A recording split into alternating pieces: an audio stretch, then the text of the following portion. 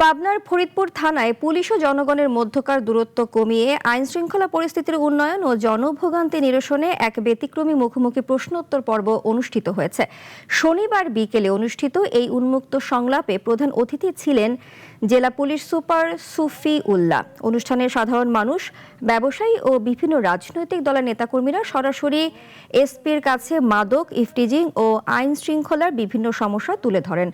Police super ধৈর্য সহকারে সব শুনে তাৎক্ষণিক কিছু সমাধান দেন এবং বাকিগুলো দ্রুত সমাধানের প্রতিশ্রুতি দেন।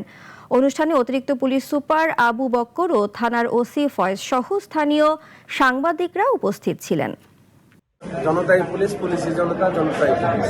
আমরা যদি জনতা থেকে বিচ্ছিন্ন থাকি, দূরে থাকি, মানুষের কথা না শুনি, তাহলে আমরা সমাজে কিভাবে সবার সাথে কাজ করবো? কিভাবে সবার সাথে কাজ করার একটাই উপায়, সবার কথা শুনতে হবে, মানুষের কথা শুনতে হবে, মানুষের কি সমস্যা ওইটা শুনতে হবে, মানুষের দোরগোড়ায় আমাদের সেবাটুকু পৌঁছাই দিতে হবে।